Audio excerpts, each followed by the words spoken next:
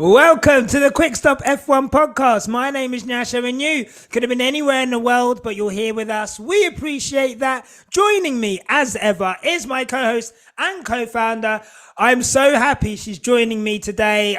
Thank you for giving me your time. Looking so good with the braids down to, how long are these ones? These ones aren't as long because, guys, my hairdresser, I only have one hairdresser who does those styles on me. She knows how to do it. She knows my exact braiding color as well, because I don't just use everyday extensions. I mix and make a custom color. So it's quite hard to find Helen at the moment. Shout out Helen Styles in Liverpool. So I actually had to go to the IG girlies, and the IG girlies aren't very nice because they add extra stuff, like my hair might not be straightened, whatever. Do you know what I mean? So I resorted back to going to the aunties. Now, aunties are fun and everything, and they'll complete your hair with like a baby on their back. But best believe they're going to be completing 5 other people's hair. So I don't like that aspect. At least with the IG girlies, it'll be like, you have my attention for the next 4 hours. Whereas with auntie, it's you plus 5 other people. But so such is life. Such is life. I'm so sorry that you're having to go through that process. Thank you. No, that's fine. If you guys are watching this, please like, subscribe, all of them things there. Thank you for all of the subscribers. And we have a guest today because I'll be honest, I watched this in a studio yesterday. I can actually hear commentary whilst I was doing it. So yeah, they're still setting up. So headphones needed. Yeah. So I couldn't hear the commentary. So I've got a very weird kind of view of the race. Tandy obviously was getting her hair done, so we don't know what conditions that you watched the race under. Hair done on Friday. Oh, it's on Friday? No, I got it done on Saturday. Oh, okay. Oh, nice. And then I sat in. Oh, I see. Nice. I'm probably the one with the least race knowledge then from this weekend. So I brought in someone who I know has got intimate knowledge of what happened on Sunday and the aftermath. And he'll be able to discuss that and describe that in the most eloquent manner possible. It's our friend. The quickest way.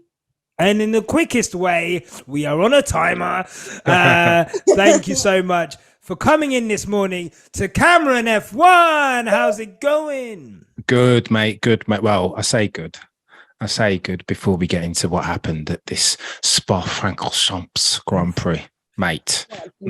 Nyasha getting cooked on Twitter, or no? I mean, Sir Lewis Hamilton's cheeky entanglement with Fernando Alonso, but we will get to it in short order, I'm sure, Nyasha. We'll get to all of that. Tandy, if you wanna put it out there, you wanna put it out there. I just want to put it. No. You said it. Listen. I'm on your side always. You always know I am. There's a certain fan base. I think certain fan bases just ride really hard for their guy. I just do want to make it very clear that we at Quickstop F1 definitely care about a lot of people's mental health, including Daniel Ricciardo's and including Yasha's mental health. So I think it's best you actually watch the full episode to kind of see what Nyasha said thereafter, instead of looking for a clip of a comment that was completely taken out of context. Yeah, we care about men, man. Men are allowed to cry. Men are allowed to have emotions. And I just wanted to put it out there.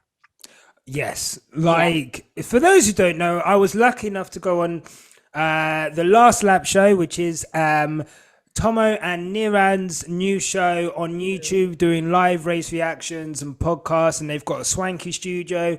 We're watching along live. It is the evolution of F1 content. It's going to get grander. It's going to get more professional. For whatever reasons, they decided to invite me on there. We're talking about Daniel Ricciardo. I think what we saw, there's a clip going around of me talking about Daniel Ricciardo. I called him finished, right? And then afterwards, I compared his interview with Rachel Brooks with, him looking like he'd just dropped his Nando's on the floor. Now, which is a metaphor for somebody being sad, because I'd be pretty sad if I did. It's a sad thing that happening. Sad thing, yeah. I'm being descriptive. Obviously, that clip has gone around. Daniel Ricciardo fans and fans who just don't like us have taken, or me to be honest, have taken that opportunity to kind of say that I am making fun of Daniel Ricciardo's mental health. You could not be more wrong. 1, 2, I'm not going on anyone else's podcast anymore. There you go. See, okay, you ruined it for the rest of us. I'm sorry. I'm not going on anyone else other than yours, Cameron. Jay, Black People's Podcast. I'm going to go on your podcast. Anyone else, no more free clout, okay? Because what you're doing is taking our product, which what's good about Quickstop is I get to say whatever I want, and then I get to clip it however I want to protect myself, to protect Tandy, to protect the brand. I go on someone else's podcast, you guys are clipping the shits up, so it's as bad as possible. You're getting all of the retweets. You're getting all of the engagement. What do I get? What does Tandy get? All of the abuse, and it's over. I'm done. So unless I'm going on a platform which is going to pay me to go on there, or I can see that they're going to take care of how they're going to clip up our shit, no more. Okay, the only podcast you're going to see me on is Quickstop F1. Also, people using mental health as a way of basically trying to have no criticisms at all against their driver is actually really disingenuous. And I think you should look at yourselves when you do that, because that's not right. But anyway, I would say on to... I would say moving on to more... Fucking hell, this race was awful, wasn't it? Mate. There's so many ways to break this race down. Let's just get straight into it with a turn 1 incident, which is obviously, I wouldn't even say divided opinion, but I guess has created a lot of talking points. Cameron, I'll come to you. How did you see the lap 1 incident between Lewis and Fernando Alonso? I think I know what I think about it, and I think there's layers to it. So I guess before we get into Alonso's reaction, purely from a car by car, 2 people in the same corner incident, what are your views on that? It was deemed a racing incident, but I guess, is there blame to lay anywhere? And all right, okay. In the sense, okay, so this one is one of those ones where it's deeper than rap. But you've got a track that's just demands power, right? It's a very power hungry track. And then you have 2 very good drivers that both demand power. And power squared. Do you know what I mean? And yeah, so that was always going to happen. I mean, Lewis and Alonso head to head has always been a thing that was never gonna end as a fair square. There's always going to be whose fault was it. I think in this incident, I'm very confident in saying, unfortunately, Lewis does take the blame. And I'll say it with my chest. These things happen. 2 power hungry drivers at the same time, just gunning for it. It's gonna happen. Yeah, and I'm happy to say it. I know, and yeah, I hear it, Cameron. I don't. You know what? Yeah, I'll get to what I think. But yeah, Cameron. By the way, Cameron, I love your hat. Where would I be able to get such a lovely hat from? Cameron, what a nice hat.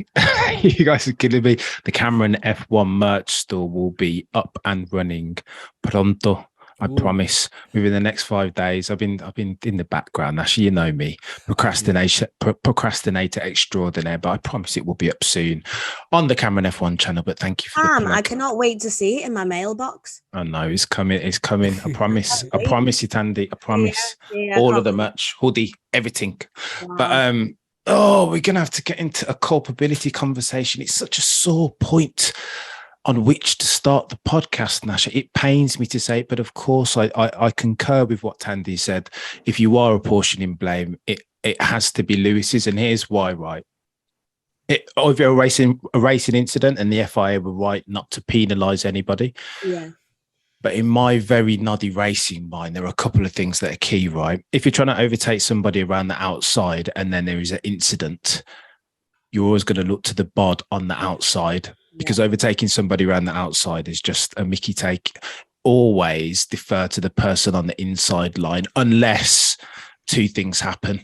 Unless they lose control of the car, and by that I mean a cheeky lockup, and or they haven't adhered to the inside of the corner and the apex. Sadly for Sir Lewis Hamilton fans, this isn't what happened at Silverstone last year with Max, because Sir Lewis locked up, right, and he didn't adhere to the apex. There was room between Sir Lewis and Cop's corner apex. Sadly for Sir Lewis Hamilton fans, this year in Belgium, Alonso did all of the above. He did not lose control of the car. There was no lockup, and he was very close to the inside of that apex. So you got to, if this is court of public opinion, you got to blame Sir Lewis Hamilton, as much as it pains me.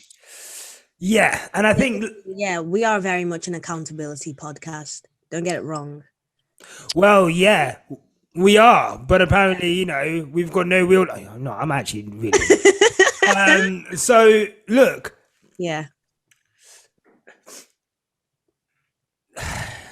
Yeah, it's his fault. But I think what we did see from Lewis was an admission that, you know what, he come out, held his hands up, handled it with grace, had to put his own car out of fire, which I thought was very nice of the marshals. Do you know what? Like, that W13 deserves to burn in hell. He knows. Oh, mate. However, True.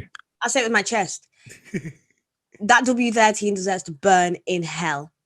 Yeah, in the deep depths of hell. Satan himself has a seat waiting and a cushion waiting for the W13. However, as a respected driver and respect for the love of the game, you have to put the fire out, unfortunately. So I hear him on that one. I know you wanted to fucking kick it, though.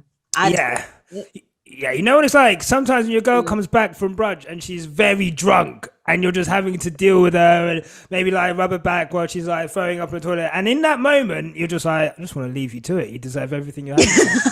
But you've got... Wait, why do men hate us? No, you come back. And do you know what? It'll be you lot who gasses. Oh, babe, why don't you ever go out? You should go out with your friends. Now I've gone out with my friends. Now you're texting me. Why are you doing this? Who are you with? Why are you wearing that? Where are you? Is the one that I always say. Why are you getting home late? You love tape. I've never been to tape, babe. Oh, that's a very specific reference, but yes.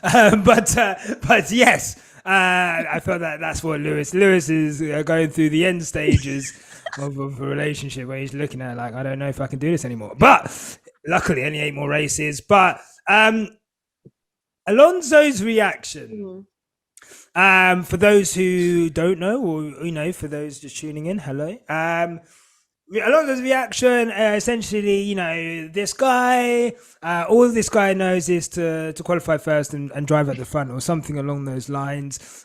Basically disparaging comments, insinuating that Lewis doesn't know how to do wheel-to-wheel combat, insinuating that Lewis doesn't know how to win races from less than pole position. One stat I saw, big up Sean Kelly, the virtual stat man, he said Lewis Hamilton has won more races from non-pole position, 42, than Ayrton Senna won races, 41. So Alonso, what you said is not rooted in fact. It is rooted in what I can only describe as a deep-seated resentment towards Lewis, which I think has been burning for a minute.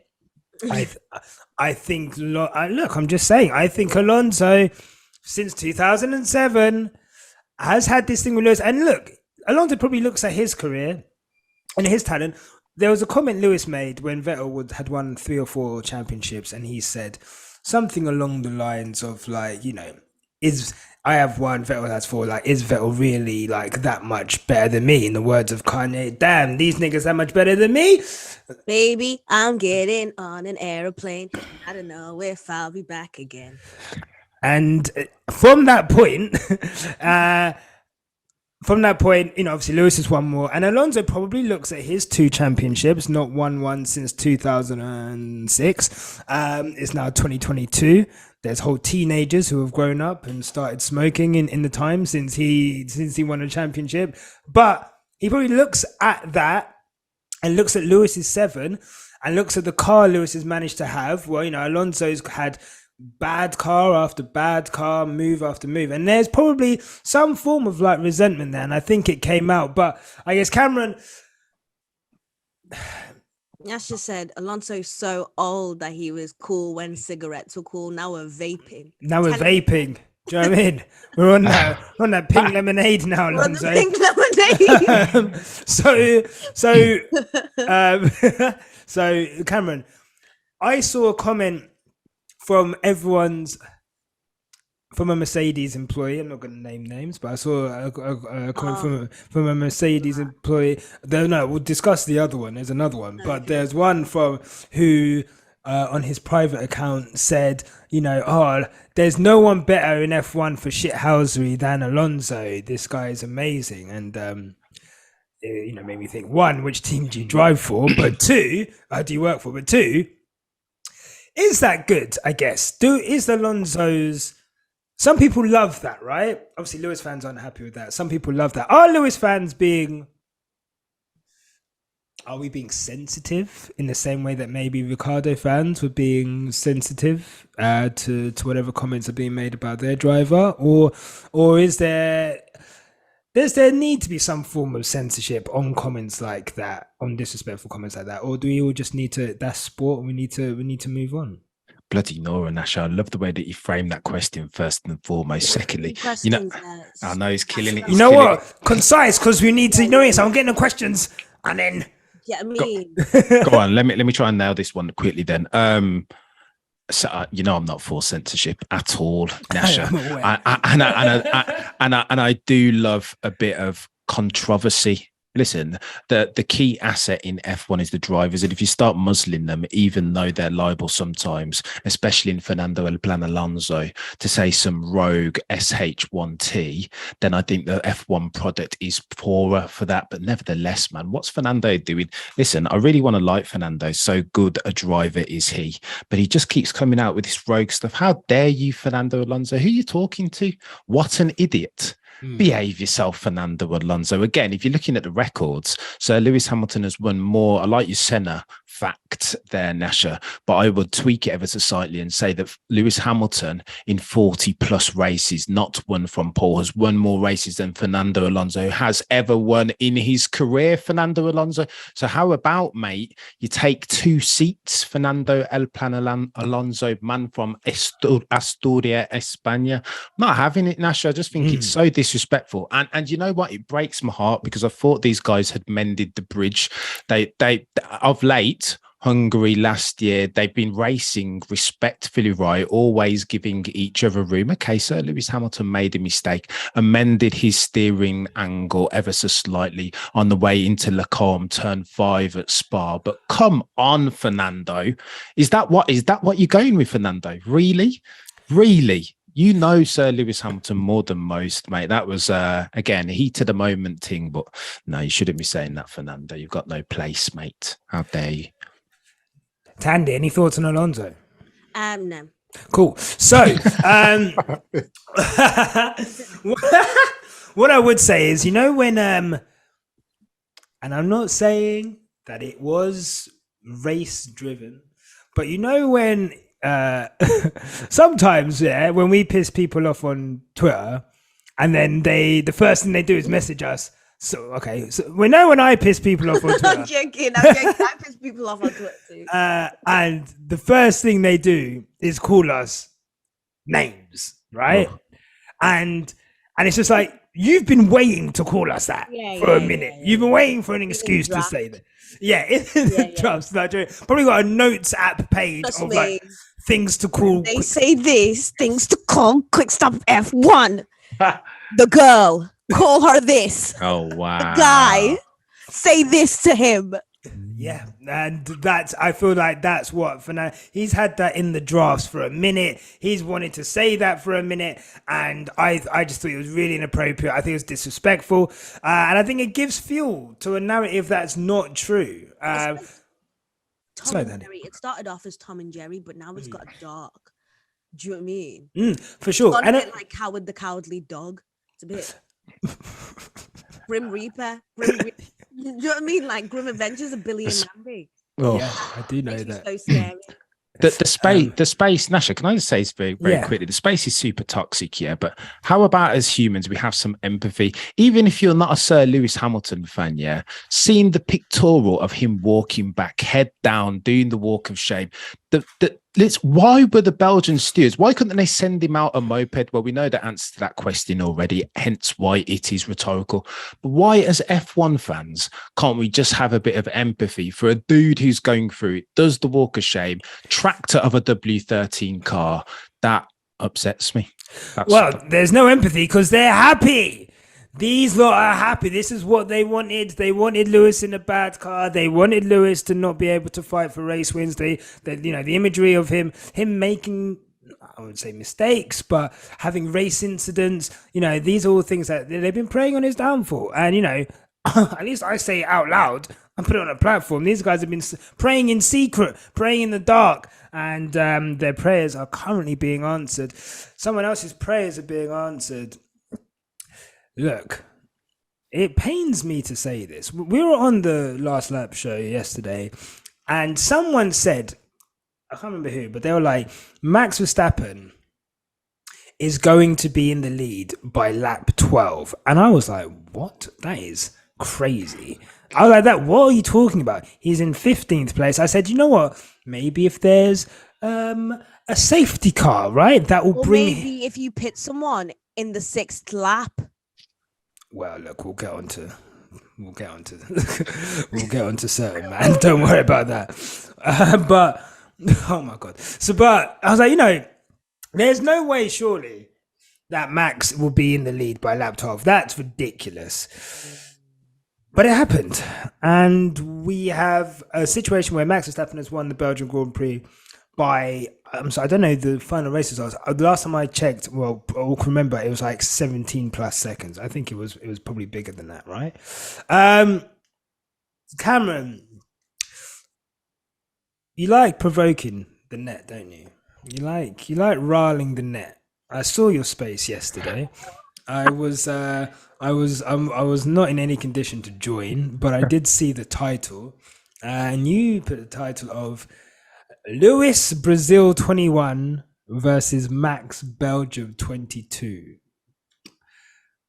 Could you explain in your own words, with a platform and a microphone, why in your eyes yesterday's drive for Max was so good? And look,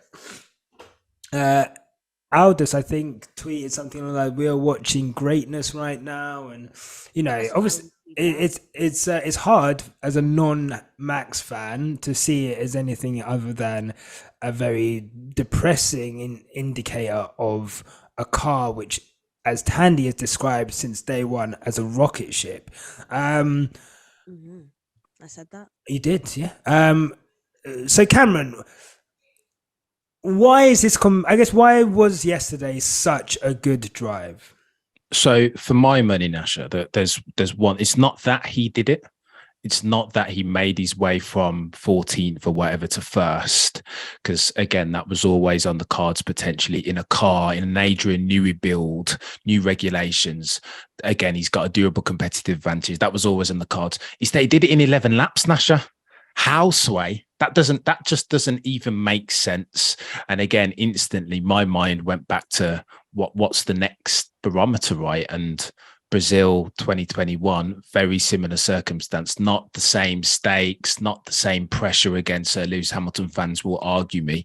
I don't think they're analogous in that sense, but he's just doing, in a nutshell, Nasha, Max Verstappen in 2022 is consistently making very difficult, borderline impossible things in an F1 car look very, very easy. And he's doing them frequently now. Hungary, spot, like it's just I suppose the only question, if I'm to play devil's advocate for a second, the only question, how much of his feats are attributable to the car and how much is the driving? We'll never know that. We'll never be able to pass that out by percentages. But nevertheless, what he's doing, if you compare him to his teammate Checo Perez, is not snatcher. As much as it pains me to say, like, yeah, like, loathe him, whatever, what he's doing in the car is bonkers. And Aldous, I would tinker with Aldous' statement ever so slightly. I don't think we've seen greatness just yet. Greatness is in the making for him. That's in the future of Max Verstappen. I wouldn't say greatness that's not the applicable term just yet, but what he's doing is not Nasher, in short. He's definitely on the right track, isn't he? Just a tad. Yeah. Just a tad. I drank Red Bull the other day. That piece of joker. I did. I drank Red Bull the other day and I was bouncing off the walls and I really did feel like Max Verstappen. Describe what feeling like Max Verstappen. What does that feel like? Like, even though I had the Red Bull, it didn't I didn't feel like I deserved it because I actually I didn't buy the can myself. Right. Was it gifted to you? It was gifted to me. But mate, I was swinging and bouncing off the walls. Yeah. Very aggressive. Yeah. Were you just like swearing at everything that went wrong? Like effing and jeffing, mate. Yeah. And you know what? Like, my other mate who was also drinking the Red Bull, no one was paying her any mind because I had the most Red Bull. Do you know what I mean? Like, yeah. You are the star of the show. Naturally. Yeah. Nice. I hear it. Red Bull truly gives you wings. No, it really does, because that car is fucking fast, you guys. I'm not even gonna lie. That car is fucking fast. And I wish we had an incident where we could see. Anyway, never mind. That car's fucking fast though. Fuck me. Rapid. It is fast. Listen, if you're telling me that he would have made it, I can't believe you would not believe that he'd make it by the 12th lap. I cannot believe, after everything you've been watching since the year started, you aren't gonna believe that. Do you know what? I couldn't put my pride down. My pride is weighing me down. It's a hard pill to swallow. Yeah. But mate.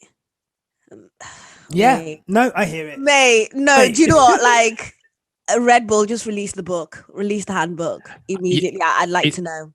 It's already out, Tandy, How to Build a Racing Car by Adrian Newey. Adrian Newey, by the way, who did a PhD in ground effect in 1980. Listen, anytime there's new regulations and there's ground effect entailed in that, then of course you want to be in the Adrian Newey car. And if that's RB18, then so be it. And especially, by the way, to put a footnote on this, on a front limited track like Spa. Listen, for the longest time, I, as a Mercedes and Lewis Hamilton fan, have been getting a bit excited on the back of the Hungary performance.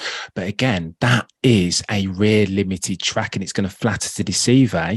Now we're on the proper power circuits. And again, we've got another one to come in short order in Monza.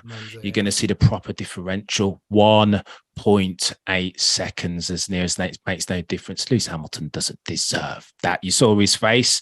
Punch in the groin is what it feels like, and it's sad times, guys. Just swaying to the side. Did anyone see Lewis's comments after his holiday to Kenya? Oh, flipping Nora Tandy. Are we doing this for true? We've got time, but we've got time. I just want to make it very clear how obtuse that comment was. I just want to make it clear that I do not agree with that comment at all. So for those who are wondering what we're talking about, Lewis Hamilton spent I think a week and a half, maybe 2 weeks in I guess East Africa. And even that, like, no one said what part of Africa he's gone to. It's always like he's gone to Africa. It's like, okay, so I think he's in Kenya. He's in Kenya. Rwanda at one point. Yeah, Rwanda. Was he Namibia? I want to say maybe. I can't remember. And respect to all the countries that he did go to. I have so many thoughts on this. I could do an hour on Lewis on his trip. Lewis organized the trip, right? And off the bat, it was a trip, in his own words, to get back to his roots or to find out more about his roots. Now, I don't know if he's done a ancestry DNA thing, and those are the areas. I'm just saying, look, but he's chosen. Look, and he said one of his New Year's resolutions was to plan more in advance. Normally, he doesn't plan and he just goes. So he had planned this from February. So everything he did on that trip was cultivated and customized for him. That's what he wanted to do. There was a lot of going to impoverished areas, I guess, rural areas. Let's say that rural areas in this countries. He met with those, you can go and meet people like people who live in these rural areas and tribes, and he's obviously seen their way of lives. He has the full experience. Yeah, well, that's an experience, let's say. And a comment he made when he got asked about it was, it was really humbling seeing, people who are walking around with no shoes and living in houses made out of twigs. Now, okay. Somebody welcomes you into their home. You drink their water and they make an effort for you. You do not then go turn around and be like, yeah, it was nice for a bando. You don't say that. That's rude. That's incredibly obtuse. Just because you have a lot of money, you're literally one of the highest end athletes in the entire planet. You are incredibly privileged. It smelled of privilege. I will call it out. It was a terrible comment. It was distasteful and incredibly obtuse. Anyway. So for balance, Lewis Hamilton is a guy who grew up in Stevenage, right? And he is a British person. And he's probably lived since I think, growing up in Hertfordshire, I've grown up in Hertfordshire, very white, whatever.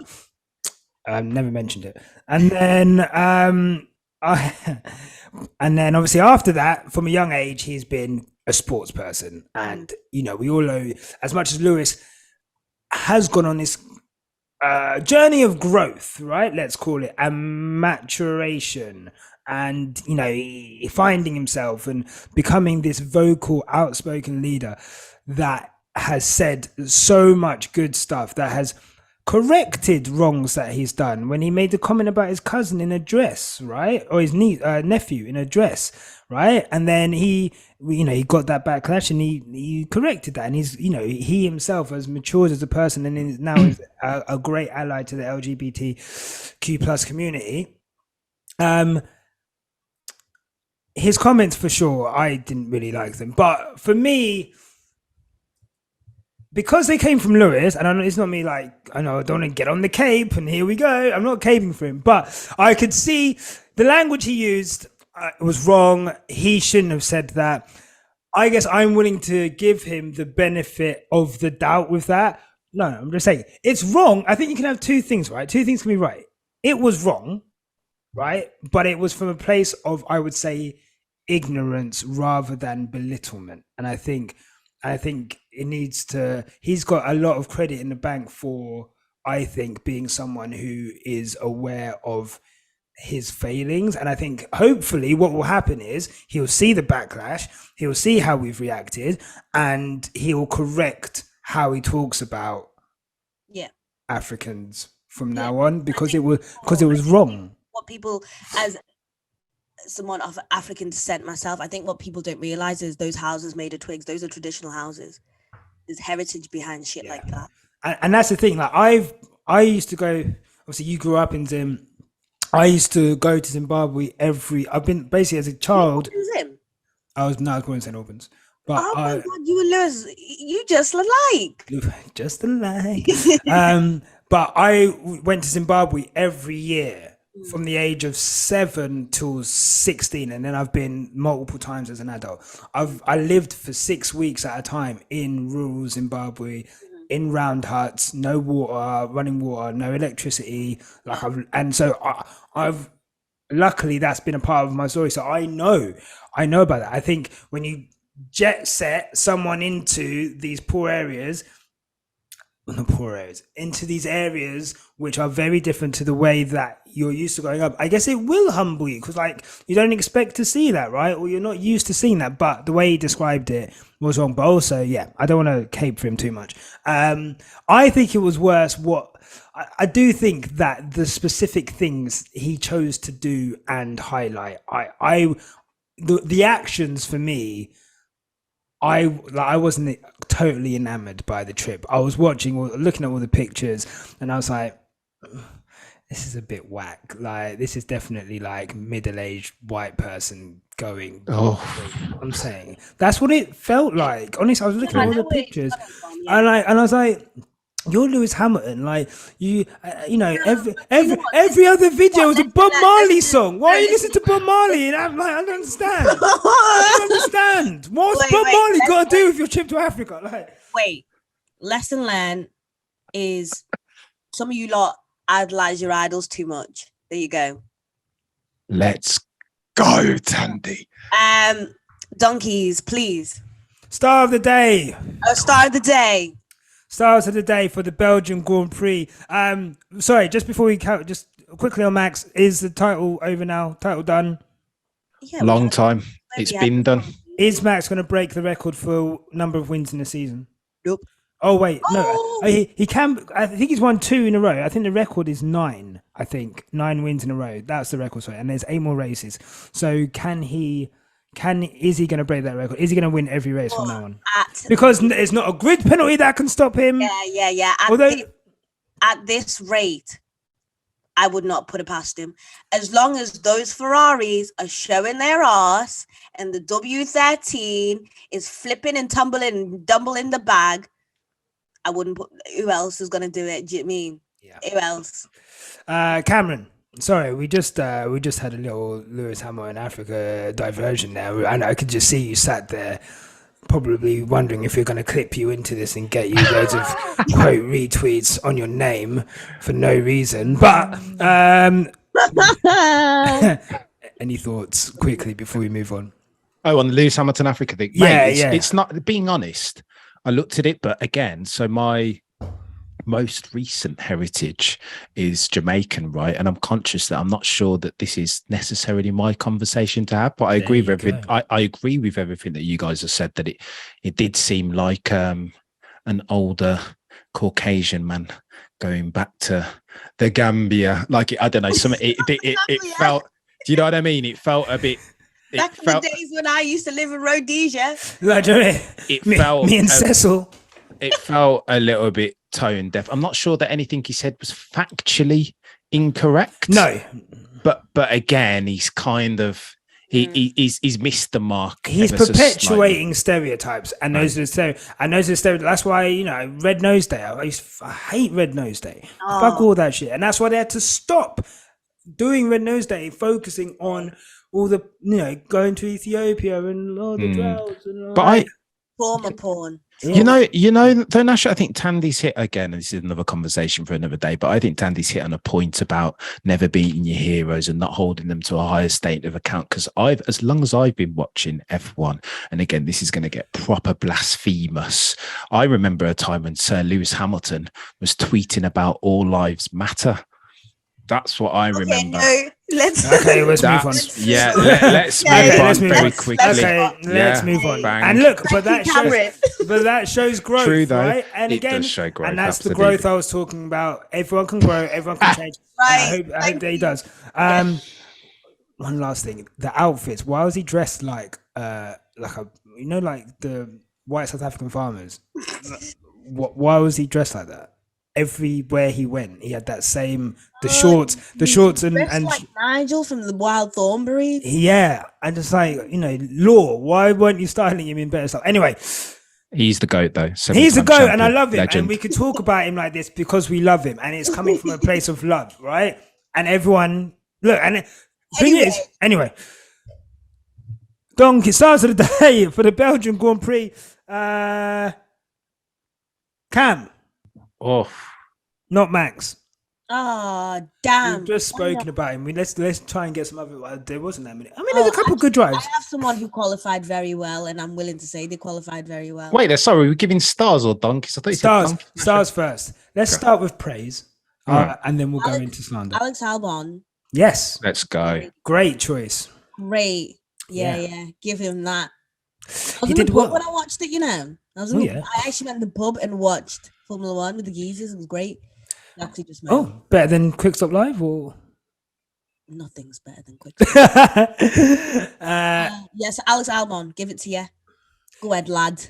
great drive from Alex Albon. I was when I was on that show, obviously I was with Tomo, who's a massive Albon fan. I was with a guy called Pieface, who's a YouTuber, big YouTuber. He's a big Albon fan. They were going crazy, and I think it's Albon again, out driving that Williams, out driving Latifi, and yeah, he did a really solid job. And to hold on to that 10th as well when he had a DRS train behind him. I think Williams set the car up well to race at Spa, and that car has great straight line speed. He did really well. Cameron, Albon, why'd you rate Albon? We don't really ever include him. Maybe because of the year out and what happened in Red Bull, but obviously we have this new generation that are going to come in after once Lewis and Alonso are gone. I think that's the last of the older generation. What'd you say, Tandy? Out with the ciggies, in with the vape sticks. Yes. So out of the vape stick flavors, that's a good episode. What flavor Elf Bar is for drivers? Man, we are addicted. So, what? Albon. Yeah, Albon. In that class of Charles, take Max out. Charles, Carlos, Norris, Russell, Carlos. Yeah, I think that class. Where do you rate him in that higher level, or is he just below?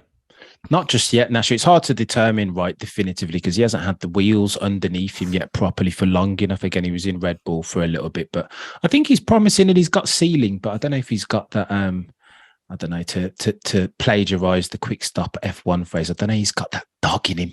I don't know just yet. I'm not going to say that he hasn't because we don't know. But I suppose reserve judgment remains to be seen. Promise, but unfulfilled potential just as yet from Albon. But fair play to him in that slippery Williams, creating a Fernando El Plan Alonso-esque DRS train. What a joker. But again, it was always quick right in a straight line. We saw that it was 0.8 quicker through sector 1 than Mercedes. It's W13 in Sir Lewis Hamilton. So they set it up well, didn't they? To be difficult to overtake around a front limited track like Spa-Francorchamps. Lovely stuff. Well done, Alex. Good result. I think that means he's going to dye his hair red again. So that would be nice for the kids. Is it orphans? I can't remember. I can't remember where they are. I'm going to have to do my research. But big up, Alex, on that. Tandy, star of the day. I said Alex Albon, by the way. Oh, you said Alex Albon. Sorry. Apologies. Cam. If I can't go Max Verstappen because he's the obvious I mean, one. yeah, it's the obvious one. That's fine, I will shout out to Sebastian Vettel of the crew that are no longer going to be racing in 2023. Listen, I'd expect them to be disincentivized and just collect their paycheck, right? But he's still out there getting those points for the green ball. And I rate Seb for whatever you want to say about his performances this year and recently. Listen, that he's still out there getting points and driving as good as possible. Fair play to Seb. Yeah, I think very much so. And, he put some manners on Stroll. I think that was a bit of a get back for the last race as well. And, really good result from Seb. Is this the first podcast since he announced he was retiring? Or was that? It is. Yeah. It is, isn't it? After summer break. Yeah, look. Well done to Seb. And congratulations on your... impending retirement. What a career. And you will, and I think, like I said, whenever people get towards the end of their career, I don't think, same with Lewis, right? You won't really be appreciated until you're gone. And I think it's good now that we don't have to judge him as a driver in this current crop, and we could just, appreciate him whilst he's here. And he's still picking up great results. That car, Aston Martin, does have good race pace. It's just their quality pace, which is awful. And we'll see about that. I guess quickly, Alonso's move to Aston Martin. Good move, bad move? What do you think? Potentially a good move, mate. Again, I suppose, listen, if you want, it's all about negotiating right now. So this is very simple mathematics. If you want a 2-year contract and Alpine only prepared to offer you a 1-year extension, you have a word with the green team and they say, yeah, we'll give you 2 years. Then it's that simple, right? Then you go with the green team. Yeah. I agree with what you said on the last lap, that potentially Aston Martin's, if you're expecting them to be a championship winning side within those 2 years, then that might be a bit ambitious and a bit premature. Yeah. So I'm not sure. And that's a pity, because Alonso is a really good driver and it would be good to see him in a car that could win a race/championship. But I don't think if he's hanging around for only another 2 years, he won't stay there. But he wanted a 2-year contract, and Aston Martin Cognizant F1 were prepared to give him that good move. Yeah, no, fair play. My star of the day is going to be George Russell, just for bringing that absolute wheelbarrow home in fourth, so showing some good wheel-to-wheel racing. Consistent guy, love him. And quick shout out to Esteban Ocon, who I'm never allowed to say star of the day. So he's not my star of the day, but he gets my respect for 2 incredible double overtakes. Tandy, do you agree with that? Or you? No, you don't. Or do I have anything to say about it? Yeah, do you have anything to say about 2 incredible overtaking maneuvers at the same track on the same day? From, I think he was, what was he, 19th? I can't remember where he was, but he was like very at the back, up to 7th place in a Renault, Alpine. Anything to say? I'm sure it was lovely. Mika Hakkinen, Michael Schumacher, Heritage, Ricardo Zonta, same sort of move. Loved it. No? I'm sure it was lovely. This girl's head is already on the road in Carnival. Let's wrap this up. Tandy, where would you? This girl's already shaking. I'm gonna have breakfast. All right, quickly, your donkey of the day. Use my donkey. Guys, I've decided going forth with this podcast every single week, I'm going to put Ferrari. I'm going to roast them. I'm going to put them in the pot. A bit of oil, put some oregano, salt, pepper, paprika, onions, garlic, and then I'm going to let them boil. And I'm going to let them boil all day until they're soft, until they're so soft like oxtails. And I'm just going to continue to cook them every single Sunday. Cook and cook and cook. I might even put some sads on the side, some pat on the sides, maybe some of Nyasha's green rice. But every day I'm going to feed you everything about. I'm going to spoon feed all of you guys the ashes, the dust, the rubbishness of that team until they do something that impresses me, until they get their fingers out of their asses and finally join the 2022 race. However, I don't think that's happening. Bit too late now. Bit too late. I will tell my kids about this. Oh, Tandy. I love you. Completely correct. I mean, I was. What else is there to say? Cameron, can you, as someone, a learned F1 watcher, right? 2022, you've been watching for a while. I've been watching for a while. Tandy's been watching for a while. We've all been watching F1, right? Despite what everyone's trying to label us as, we are not DTS fans. And even if we were DTS fans, we're still wavy. But we're not people who've just come into the sport, okay? So people love saying that, don't they? Rude. Saying, you guys look like they've just got in. No, people want to disparage us. They hate us because they ain't us. Anyway, Cameron, I'm really pissed off. But Cameron, can you explain Charles Leclerc's strategy yesterday, please? Mate, I have no idea what was going on, mate, being honest. He and he's made every single time, that we get to talking like this, and we will be talking about this throughout the rest of the season, because they're not solving anything, they're not fixing anything, everything's all right at Ferrari from an internal perspective. I don't know what Charles Leclerc was on, being honest. I know that he had a bit of bad luck that he was behind Max Verstappen and he removed his visor and that's what got caught under the car. I get all that. Cool. But you weren't going to do anything anyway.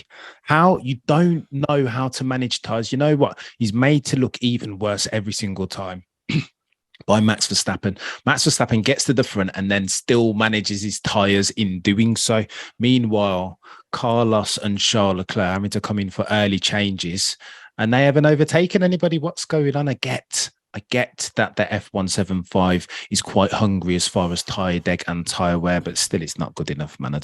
And we are the tragedy in this circumstance, Nasha and Tandy, is that give them a couple of weeks, probably as soon as Sandevort, we're going to be sat around this table having exactly the same conversation, talking about how Ferrari have taken the F1 circus joke far too seriously and made themselves clowns. That's what they do. That's what they've been doing, and that's what they keep doing until they have. You know what? Like, even though the circus is in town, I'm not excited. No, you know when you drive past the fair, You think that looks awful. I'm not going in. Awful. It looks unsafe. It looks like it smells like horse manure and cigarette butts. Not for me. Not for me personally. Ferrari, just the gift that keeps on giving. That last lap attempt to fastest lap. Did anybody see when Yasha was tweeting about how he got Taco Bell? It's always going to disappoint. No matter how many times, if you order it from Stratford, if you order it from North, it's never gonna be good. You know what? I have a confession to make. Some people know this about me, some people don't. I go to a certain Taco Bell in Liverpool by Central Station. If anyone's ever been to Liverpool, I go to that Taco Bell when I'm sad. I sit in the same seat upstairs. I order the same 3 Taco Supreme hard shell meal when I'm sad. It's like when I'm sad. It's a cathartic. I'm a real Do you know what I mean?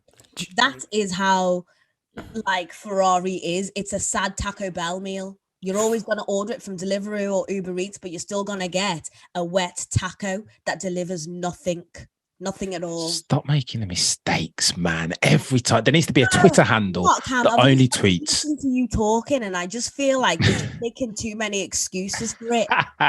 Just honestly, do not be an apologist at this point. There's no...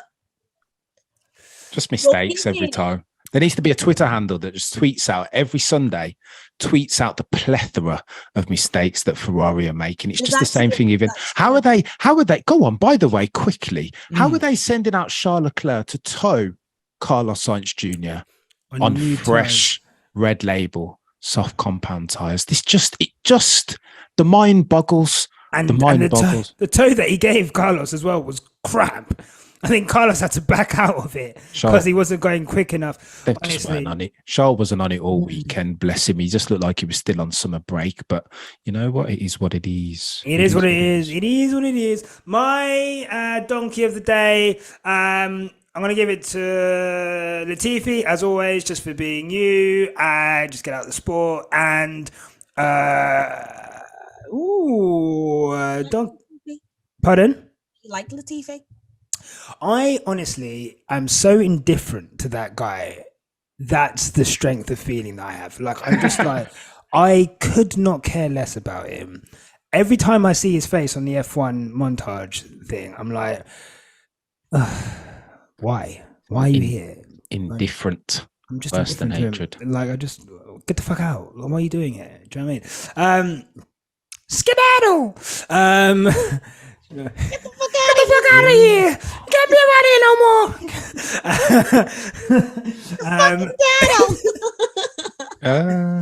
Sorry, Cameron. We're just talking. Don't be daft. Again. I'm stealing your donkey, Nasha. I don't care about the repetition clause. Yeah. Nicholas Latifi, because I think you've been kind. Anybody that's even driven a car on road knows that if you put a tyre on gravel, take your foot off the loud pedal. Nicholas Latifi has been doing the same nonsense for ages. He can't save a car. He didn't do it in Abu Dhabi and he's never doing it. When you get on the grass, when you lose the rear, get off the loud pedal, son. Keep it on the black stuff, mate. And he just can't do it, can he? The Joker. There you go. You see, this is like Inception.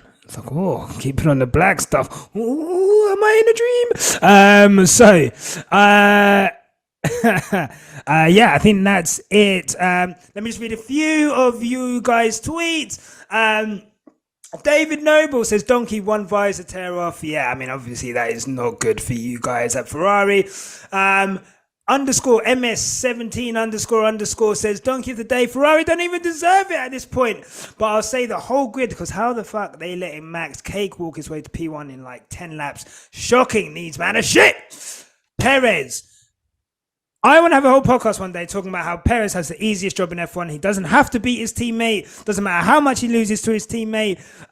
In the same car, 20 seconds behind a guy who started 13 places behind you. I think that is ridiculous. I cannot believe that is no interrogation into that. So yeah. Valtteri Bottas vibes 2021 for sure, and these are things that people are getting hounded out of their seat for. Donkey of the Day, Alonso. This is still I Rise, Lady D7. Alonso, Mr. Salty since 07. I don't care if it's Lewis Hamilton's fault or not. I don't like him and his bad energy. And on that note, I think that's it. Cam. Oh my God, sorry, that came out of nowhere. Carnival today. I have tested negative. So, Cameron. Where can people find you? Super quick. Cameron F1 on YouTube, Cameron F1 YT on Twitter. That is it. And Lovely. Appreciate you guys always. Enjoy Carnival. Don't do anything that I wouldn't do. Tandy. I'll probably be at yours tonight, by the way. Oh, okay, cool. As per usual. No, You'll know me because I'll knock very hard. That's fine. We'll carry on drinking and we'll carry on eating, and it's going to be fun. Food at yours? I might actually just come yours now then. There's no, Nana made breakfast, but there's no, depends. Anyway, that's neither here nor there. Yeah, cool. Anything I've got left to say? No. Lovely. We are going to Zandvoort next. Zandvoort.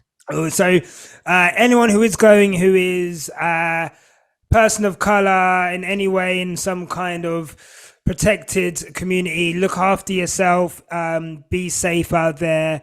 Hopefully it goes without any incident. None of us hope for any kind of bad blood and bad incidents, but do protect yourselves, because obviously there's going to be a certain fan base who have previous for stuff like that. Yeah, not even.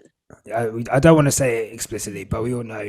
And yeah, guys, before we go, thank you so much for the merch orders. You guys showing us your pictures with all of the merch.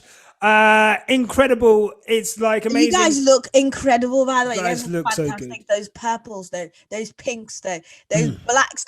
So cool. I can't wait to get my merch. Yeah, sorry, Tandy's is delayed. And HR are aware. Fuck you guys. Don't know why you guys got your shit before me. But look, guys, thank you so much. And if you want to buy some merch, it's all there. Quickstopf1.com. Support us, and honestly, that is. But also buy Cam's merch, because yes, yeah, we can all eat.